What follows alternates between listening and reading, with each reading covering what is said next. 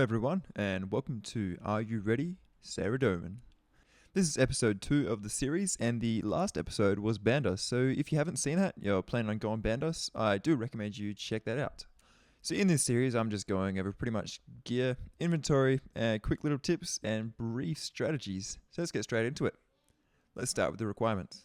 So to get to God Wars itself, you need either 60 agility or 60 strength. You also need to do the quest to get to the zone to actually get the spot, but I'm not going to go into that much detail. Now, to enter the Saradomin encampment, you require 70 agility. You cannot pot this level and you cannot boost it in any way whatsoever, so you need the base level of 70 agility. I do recommend getting 70 attack, 70 strength, 70 defense, or instead of attacking strength, you could have range. This is so you can use the JaGeX method or the range method. Magic doesn't particularly matter here at all, because you pray magic while the boss is on you, so magic it really has no effect. Now the first time you go there, make sure you bring 2 ropes. That is to get down the slopes, I believe, and I think after that you don't need to bring ropes. Do not quote me on that, because you may need 1 rope, you might need 2 every time, so you might need to do some extra research into that, or just work it out when it comes, like me. As in the last episode at Bandos, I did say the requirement level was 70. I do recommend getting 90, especially on Saradomin. Maybe you might want a higher attack than strength even here, because her defense is huge. Hence the armor setup that I'm about to explain. So yeah, let's get straight into the gear setups. Now this is the average, if not best setup that everyone's been using for years.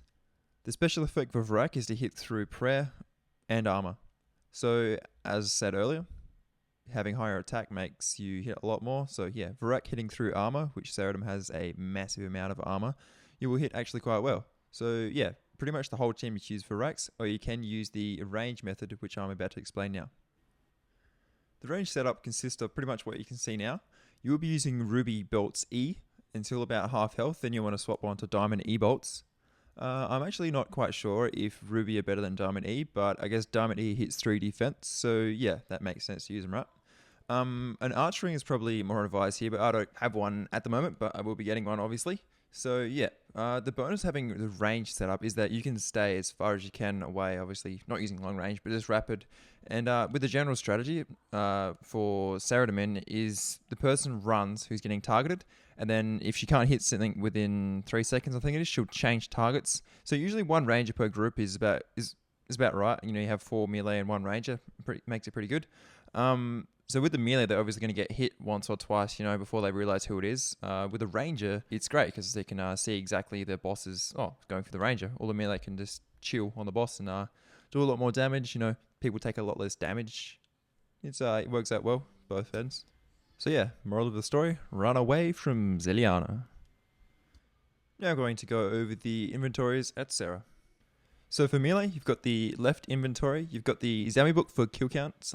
You might need to bring a whip if you're using the JaGeX setup just for kill count, or you just, I guess, take the Zami book out, obviously because it's two-handed, you can't use the book and the flail at the same time. So I guess personal preference there for kill count.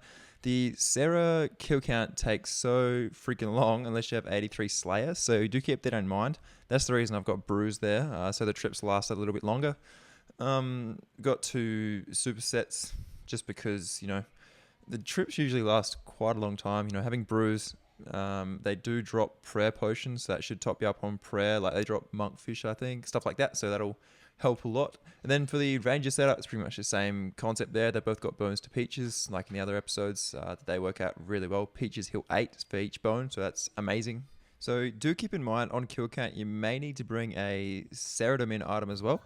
So the holy symbol is usually what people use, and they might just use that for the whole trip instead of a fury.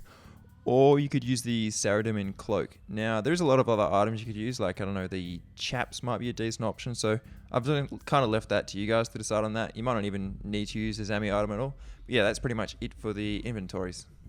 This concludes episode 2 of Are You Ready, Saradomin. I wish you good luck if you're going to Saradomin or anywhere else for that matter. And stay tuned for Are You Ready, Zamorak.